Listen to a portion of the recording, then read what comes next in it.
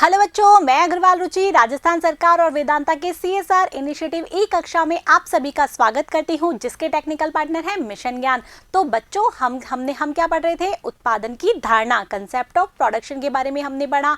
हमने उसके अति लघुत्रात्मक और वस्तुनिष्ठ प्रश्न सॉल्व किए थे लास्ट वीडियो में, याद है ना? आपने उनको याद भी कर लिया होगा। अब हम बढ़ते हैं लघुत्रात्मक और निबंधात्मक प्रश्नों की तरफ, जिसमें हमें बताएंगे कि किस तरीके से आपका प्रश्न आता है और किस तरीके से आपको उसका उत्तर लिखना है। तो सबसे पहले हम सॉल्व करते हैं लघुत्रात्मक प्रश्न। तो पहला प्रश्न क्या है, आइए देखते हैं।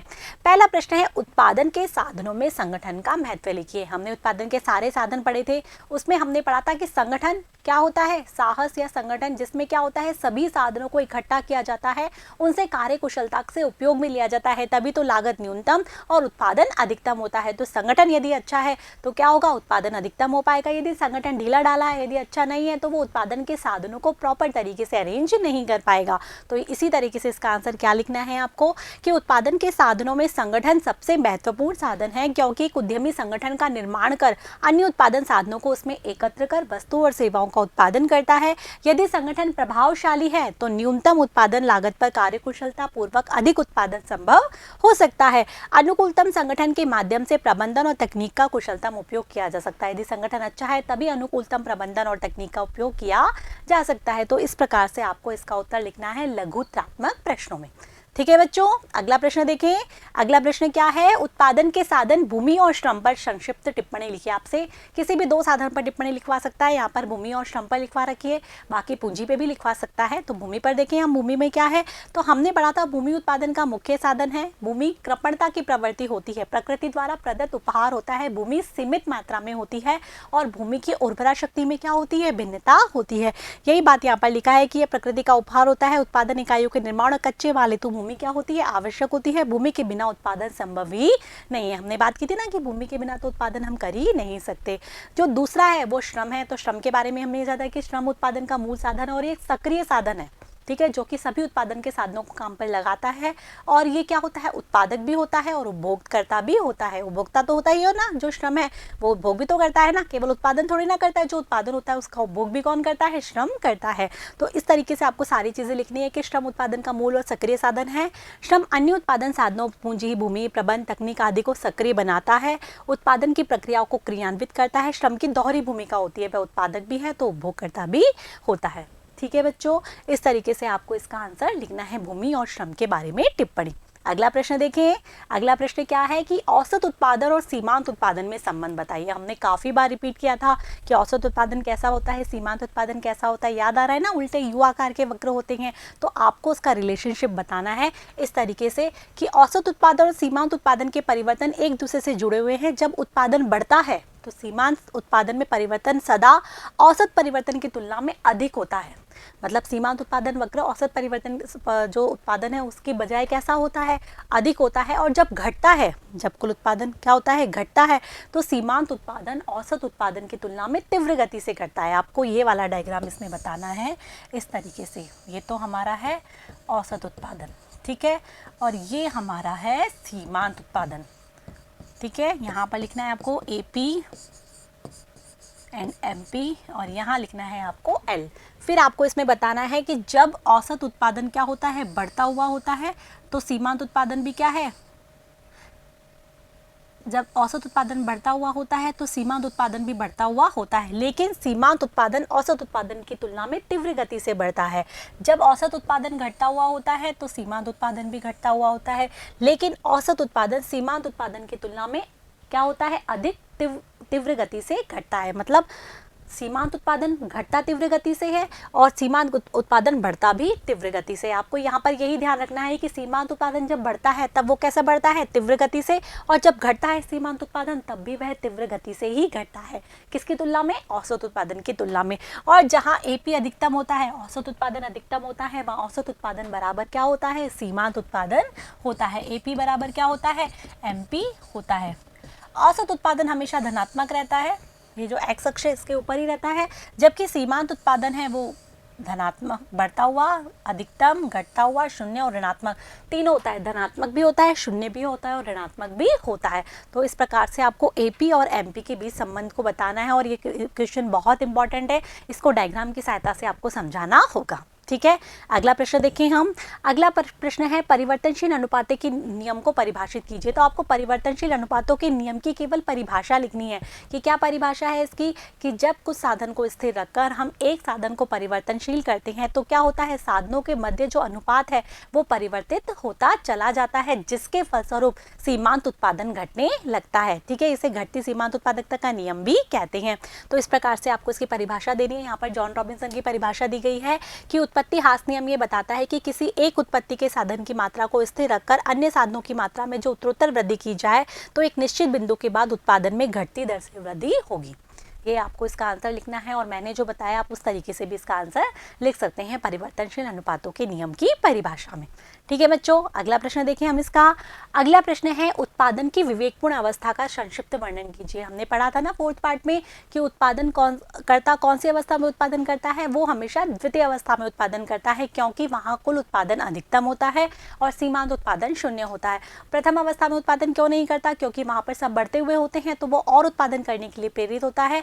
और तृतीय अवस्था में वो उत्पादन इसीलिए नहीं करता क्योंकि सब घटते हुए होते हैं, कुल उत्पादन घटता होता है, जबकि सीमांत उत्पादन तो ऋणात्मक भी हो जाता है। ठीक है, तो इस तरीके से आपको इसके अंदर सारी चीजें लिखनी है कि एक उत्पादक की विवेकपूर्ण उत्पादन की अवस्था उस स्थिति में होती है जब दी हुई लागत में उत्पादन क्या होता है, अधिकतम होता है। उत्पादन की विवेकपूर्ण अवस्था द्वितीय अवस्था है। प्रथम अवस्था में कुल उत्पादन, औसत भौतिक उत्पादन और सीमांत भौतिक उत्पादन तीनों में वृद्धि होती है, अतः उत्पादक जारी रखेगा। इसके विपरीत तृतीय चरण में क्या होता है, कुल भौतिक उत्पाद और औसत भौतिक उत्पाद घटता है, सीमांत भौतिक उत्पाद तो क्या हो जाता है, ऋणात्मक ही हो जाता है। अतः उत्पादक तृतीय अवस्था में उत्पादन भी नहीं करेगा, ना तो प्रथम में करेगा ना तृतीय में करेगा। वो कौन सी अवस्था में उत्पादन करेगा, फिर द्वितीय अवस्था में उत्पादन करेगा। इसे ही उत्पादक की विवेकपूर्ण अवस्था या श्रेष्ठ अवस्था कहा जाता है। तो इस प्रकार से आपको इसका उत्तर लिखना है। अब हम बढ़ते हैं निबंधात्मक प्रश्नों की तरफ। तो निबंधात्मक प्रश्न का पहला प्रश्न क्या है, उत्पादन के विभिन्न साधनों को विस्तार से समझाइए। अभी हमने भूमि और पूंजी की बात की थी, किसमें, लघुत्रात्मक प्रश्न में। अब आपको सभी साधनों को बताना है। तो भूमि को आप इस तरीके से बताएंगे, प्रकृति का उपहार है, अभी हमने बताया था ना, उसी तरीके से ये कंजूसी या कृपणता है या सीमित मात्रा में होती है और इसके उर्वरता शक्ति में भिन्नता होती है और ये महत्वपूर्ण साधन है जिसके बिना उत्पादन संभव ही नहीं है। इसके बाद आपको श्रम के बारे में बताना है कि मुद्रा के बदले में जो किया जाने वाला शारीरिक और मानसिक कार्य क्या होता है, श्रम में उत्पादन का सक्रिय साधन है, जो कि सभी उत्पादनकर्ता जो उत्पादन के साधन है उनको क्या करता है, सक्रिय बनाता है, और ये उत्पादक भी होता है और ये उपभोगकर्ता भी होता है। इस प्रकार से आपको लिखना है। श्रम की पूर्ति कैसी होती है, मात्रात्मक गुणात्मक दोनों प्रकार की होती है। ये उत्पादक और उपभोक्ता दोनों होता है। पूंजी के बारे में कि पहले तो इसका अर्थ नकद वित्त के रूप में लिया जाता था, कैपिटल इन कैश, और आजकल इसका अर्थ मशीनरी और जो भी यंत्र औजार है उसके रूप में लिया जाता है। तो इस प्रकार से आपको पूंजी के बारे में लिखना है। अगला आपको लिखना है प्रबंध व तकनीक। तो प्रबंध व तकनीक में क्या होता है, जिसके द्वारा उत्पादन का संगठन किया जाता है। प्रबंध और तकनीक दोनों के लिए आप किसको काम में लिया जाता है, विशेषज्ञों को काम लिया जाता है। जो प्रबंधक विशेषज्ञ है वो देखता है कि कौन सा प्रबंधन जो अच्छा है तो अनुकूलतम प्रबंधन को अपनाता है, और तकनीक विशेषज्ञ ये देखता है कि कौन सी तकनीक उत्पादन के लिए अच्छी है जिससे कि उत्पादन क्या हो, अधिकतम हो सके। तो इसी प्रकार से वो क्या करता है, एक अच्छी अनुकूलतम तकनीक को अपनाता है। प्रबंध के लिए प्रबंधक विशेषज्ञ होता है और तकनीक के लिए तकनीकी विशेषज्ञ होता है। ठीक है बच्चों, तो इस प्रकार से आपको लिखना है कि आजकल इनकी सहायता से उत्पादन का संगठन किया जाता है। उत्पादन के बड़े पैमाने पर संगठन किसके द्वारा किया जाता है, विशेषज्ञों के द्वारा, प्रबंध के पक्ष प्रबंधकों द्वारा और तकनीकी पक्ष तकनीकी विशेषज्ञों द्वारा होता है। प्रबंध के द्वारा अनुकूलतम प्रबंध तकनीक देखी जाती है, तकनीकी विशेषज्ञ द्वारा अनुकूलतम तकनीक देखी जाती है और उसको उत्पादन में प्रयुक्त किया जाता है। इसके बाद आपको लिखना है पांचवा साधन, जो कि है साहस या उद्यमशीलता। उत्पादन में जो भी रिस्क होती है, अनिश्चितता होती है, वो कौन वहन करता है, साहस या उद्यमशीलता ही वहन करती है। वही उत्पादन के सभी साधनों को साथ में लेके आते हैं और उत्पादन करते हैं, और सारी रिस्क किसके ऊपर होती है, उन्हीं के ऊपर होती है। समाजवादी अर्थव्यवस्था में तो ये जोखिम कम होती है, जबकि पूंजीवादी अर्थव्यवस्था में जोखिम अधिक होता है। उत्पादन का संगठन इस प्रकार किया जाता है कि क्या होती है, सारी तकनीक जो अन्य तकनीकों से क्या हो, लाभदायी हो, वही तकनीक काम में ली जाती है। और उत्पादन में अधिकतर सस्ते साधनों को काम में लिया जाता है, क्योंकि सस्ते साधन से क्या होती है, लागत न्यूनतम आती है। तो इस प्रकार से आपको पांचों साधनों के बारे में लिखना है, जिसके बारे में हम डिटेल में वीडियो में पढ़ा चुके हैं। ठीक है बच्चों, अगला प्रश्न आपको क्या कौन सा आएगा, आपका कुल उत्पादन, औसत उत्पादन और सीमांत उत्पादन की विभिन्न स्थितियों का वर्णन कीजिए। हमने पढ़ा था ना कुल उत्पादन, औसत उत्पादन, सीमांत उत्पादन क्या होता है और कैसे होते हैं। तो पहले आपको कुल उत्पादन की परिभाषा लिखनी है कि उत्पादन के विभिन्न साधनों को लगाने पर जो उत्पादन प्राप्त होता है उसे ही हम कुल उत्पादन कहते हैं। और इसका जो फॉर्मूला है वो आपको इस तरीके से लिखना है, टीपी बराबर सिग्मा MP TP बराबर AP इंटू L। इसके बाद आपको बताना है औसत उत्पादन। कि औसत उत्पादन क्या होता है, परिवर्तनशील साधन की इकाइयों का भाग देने पर किसमें, कुल उत्पादन में क्या प्राप्त होता है, औसत उत्पादन। उसका सूत्र भी आपको इस तरीके से लिखना है, AP बराबर TP बटे में L। ठीक है, इस तरीके से। फिर इसके बाद आपको बताना है सीमांत उत्पादन क्या होता है, कि परिवर्तनशील साधन की इकाइयों को बढ़ाने पर कुल उत्पादन में जो परिवर्तन होता है उसे ही सीमांत उत्पादन कहते हैं। और आपको ये वाले इसके जो फॉर्मूलेज है वो लिखने हैं, MP बराबर डेल्टा TP बटे में डेल्टा L या MP बराबर TPN माइनस TPN माइनस 1। तो आपको इस तरीके से ये सारे फॉर्मूले लिखने हैं। इसके बाद आपको वो पूरी सारणी बनानी है जिसमें आप बता सकें कि कुल उत्पादन देखो किस तरीके से क्या हो रहा है, कि पहले तो घटती दर से बढ़ रहा है, फिर बढ़ती दर से बढ़ रहा है, फिर अधिकतम हो रहा है, फिर घटने लगता है। फिर आपको बताना है कि औसत उत्पादन क्या होता है, पहले बढ़ता हुआ होता है, फिर अधिकतम होता है, फिर घटने लगता है। फिर सीमांत उत्पादन क्या होता है, बढ़ता हुआ होता है, अधिकतम होता है और फिर घटने लगता है, फिर शून्य होता है और फिर ऋणात्मक हो जाता है। ये सारी स्थिति आपको इस सारणी की सहायता से बनानी है। और इसके बाद ये जो आपने सारणी बनाई है उसी के हिसाब से आपको क्या बनाना है, डायग्राम बनाना है। ये तो आपको बनाना है TP वक्र, मैंने आपको बताया था। अलग अलग भी बना सकते हो या एक में भी बना सकते हो। ये आपका हो गया AP और इस तरह से आपको बनाना है MP वक्र। आप चाहो तो एक में ही इसको बना सकते हैं, अलग अलग भी बना सकते हैं। फिर आपको बताना है औसत उत्पादन और सीमांत उत्पादन में संबंध को। औसत उत्पादन और सीमांत उत्पादन में संबंध को आपको दर्शाना है कि औसत उत्पादन तो ये रहा आपका यहाँ से शुरू होके, और ये आपका हो गया सीमांत उत्पादन। अभी हमने बताया था लघुत्रात्मक में, उसी तरीके से आपको भी इसमें यहाँ पर शो करना है कि औसत उत्पादन जब बढ़ता है तो सीमांत उत्पादन भी बढ़ता होता है, लेकिन सीमांत उत्पादन औसत उत्पादन की तुलना में अधिक तीव्र गति से बढ़ता है। औसत उत्पादन जब घटता होता है तो सीमांत उत्पादन भी घटता हुआ होता है, लेकिन सीमांत उत्पादन औसत उत्पादन की तुलना में अधिक तीव्र गति से घटता है। जहाँ औसत उत्पादन अधिकतम होता है वहाँ AP बराबर क्या होते हैं, MP होते हैं। औसत उत्पादन हमेशा धनात्मक होता है, जबकि सीमांत उत्पादन तीनों अवस्थाओं से गुजरता है, धनात्मक, शून्य और ऋणात्मक। इस प्रकार से आपको दोनों में संबंध को भी दर्शाना है। यहीं पे ये सारी चीज़ें लिखी हुई हैं जो मैंने आपको बताई है कि बढ़ता है तो वो भी बढ़ता है लेकिन अधिक तीव्र गति से बढ़ता है, तो घटता है तो MP भी घटता है और AP भी घटता है, लेकिन MP अधिक तीव्र गति से घटता है। यही सारी चीज़ें लिखी हुई है। जब औसत उत्पादन अधिकतम होता है तो दोनों बराबर, वो हमेशा धनात्मक होता है। सीमांत उत्पादन धनात्मक, ऋणात्मक और शून्य तीनों होते हैं। तो इस प्रकार से आपको इस क्वेश्चन का आंसर ये पूरी तरीके से सॉल्व करना है। अगला प्रश्न देखें, समझ में आ रहा है ना आपको, सारी चीज़ें मैंने पढ़ा दी है वीडियो में, बस मैं आपको केवल यही बता पा रही हूँ कि किस तरीके से आपको इसका आंसर मेंशन करना है, इसमें क्या क्या चीज़ें लिखनी है। ठीक है, कई बार क्या होता है कंफ्यूज हो जाते हैं कि क्वेश्चन में क्या पूछा जाता है, हम आंसर में कुछ और ही लिख देते हैं, लेकिन आपको पता होना चाहिए ना कि हमें आंसर में क्या क्या चीज़ें लिखनी है, तो वही यहाँ पर सब कुछ ही बताया जा रहा है। अगला प्रश्न देखते हैं। अगला प्रश्न है कि परिवर्तनशील अनुपातों के नियम को विस्तार से वर्णन कीजिए। परिवर्तनशील अनुपातों का नियम हमने पूरा एक वीडियो बनाया था, उसमें सारी चीज़ें बताई थी। आपको सारी चीज़ें इसमें लिखनी है कि परिवर्तनशील अनुपातों का नियम किसे कहते हैं, उसकी जो तीनों अवस्थाएं उसका वर्णन करना है। ठीक है बच्चों, ये सारी चीज़ें आपको इसमें बतानी है कि परिवर्तनशील अनुपातों का नियम, ठीक है, कि उत्पादन के सभी क्षेत्रों में लागू होता है कि हम क्या करते हैं, उत्पादन की यदि स्थिर इकाइयों के साथ परिवर्तनशील इकाइयों को बढ़ाते हैं तो सीमांत उत्पादकता घटती हुई प्राप्त होती है। यही सारी चीज़ें लिखने हैं, इसे ही हम परिवर्तनशील अनुपातों का नियम कहते हैं, क्योंकि इसमें साधनों के मध्य अनुपात क्या हो जाता है, परिवर्तित हो जाता है। फिर इसके बाद एक साधन को स्थिर रखकर अन्य साधनों को बढ़ाया जाता है। ठीक है, साधनों के बीच में अनुपात क्या हो जाता है, परिवर्तित हो जाता है। एक साधन को स्थिर रखते हैं, दूसरे साधन को परिवर्तित करते हैं, तो कुल, औसत और सीमांत उत्पादन तीनों क्या होते हैं, बदलते हुए होते हैं, उनके अलग अलग प्रवृत्ति होती है। फिर इसको आपको इसके नियम की मान्यताएं लिखनी है कि इसमें कुछ साधन स्थिर या एक साधन क्या होना चाहिए, परिवर्तित, या कुछ साधन परिवर्तित, एक साधन स्थिर होना चाहिए। अल्पकाल में लागू होना चाहिए, साधन की तकनीक स्थिर होनी चाहिए। परिवर्तनशील साधन की सभी इकाइयां कैसी होनी चाहिए, समरूप होनी चाहिए, और साधन अनुपात में परिवर्तन संभव होना चाहिए। साधन अनुपात में परिवर्तन होगा तभी तो सीमांत उत्पादकता क्या होगी, घटती हुई होगी। तो इस प्रकार से आपको ये सारी चीज़ें बतानी है। इसके बाद एक कभी क्या होता है, कुल उत्पादन बढ़ती दर से बढ़ता है, फिर घटती दर से बढ़ता है, फिर अधिकतम होता है। तो इस प्रकार से तीन अवस्थाएं होती हैं।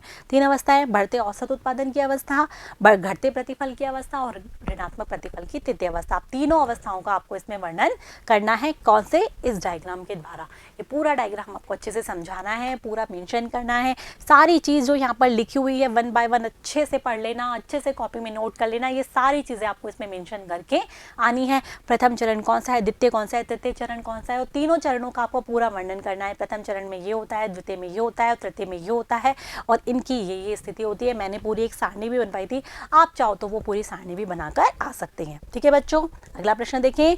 अगला प्रश्न क्या है कि विवेकशील उत्पादक द्वारा उत्पादन की द्वितीय अवस्था का चयन क्यों किया जाता है।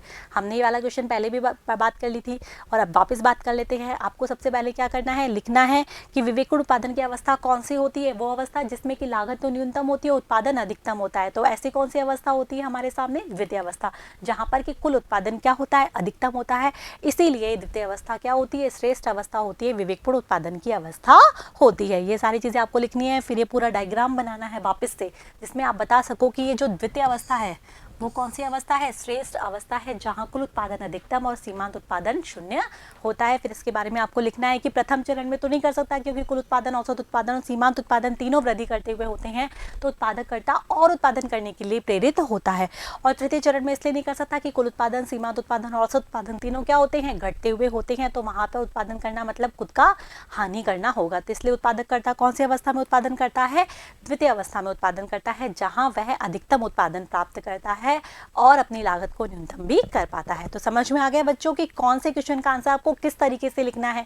तो इस क्वेश्चन का आपको इस तरह से आंसर लिखना है। और हाँ, सबसे इंपॉर्टेंट बात यही होती है कि जिस क्वेश्चन में डायग्राम बने तो वहां आपको डायग्राम का यूज जरूर से जरूर करना है। मैं हर क्वेश्चन में हर तरीके से डायग्राम बनाती हूँ, तो आपको भी उसकी प्रैक्टिस करनी चाहिए, क्योंकि यदि डायग्राम बनाते हैं तो इससे समझ में आता है कि आपके कंसेप्ट बहुत अच्छे से क्लियर है। डायग्राम बनाने के बाद उसका अच्छे से वर्णन भी करना है। ऐसा नहीं केवल डायग्राम बना के छोड़ दिया, आपने जो भी डायग्राम में समझाया है, जो आपको समझ में आ रहा है, उसको आपको पूरा लिखना है कि एक्स अक्ष पर ये दिखाया गया है, वाई अक्ष पर ये दिखाया गया है, डायग्राम में हमको इस तरीके से समझाया है। तो हमको पूरी चीज़ें लिखनी है, जो को आपको कॉपी में मिल जाएगी, चाहे मैं आपको पढ़ा रही हूँ, आपकी बुक में भी मिल जाएगी, या फिर मैं आपको पढ़ा रही हूँ तो वो उस तरह से आप इसको मेंशन भी कर सकते हैं कि मैम ने क्या क्या चीज़ बोली थी, वही चीज़ हमें सारी उसमें नोट करनी है। ठीक है बच्चों, तो आप ये सारी वीडियो अच्छे से पढ़ना, अच्छे से ध्यान से देखना। यदि नहीं समझ में आता तो वीडियो रिवाइंड करना, दोबारा सुन लेना, अपनी कॉपी में प्रैक्टिस जरूर कर लेना। अब हम मिलेंगे नेक्स्ट चैप्टर में, जिसका कि नाम है लागत की अवधारणा। उत्पादन करने में कुछ लागतें तो आती है, ऐसा तो नहीं उत्पादन के साधन हमें फ्री फोकट में मिल जाते हैं, उनके लिए खर्च तो करना पड़ता है ना, जिसे ही हम क्या कहते हैं, उत्पादन की लागत, जिसे कि न्यूनतम करने का प्रयास हमेशा उत्पादककर्ता करता है, जिसके बारे में हम डिटेल में, बहुत सारे वक्र हैं उसमें भी, जिन वक्रों में आपको कंफ्यूज नहीं होना, तो हम अच्छे से समझेंगे नेक्स्ट वीडियो में। तब तक के लिए मेरे साथ बने रहिए, पढ़ते रहिए, पढ़ते रहिए। Thank you.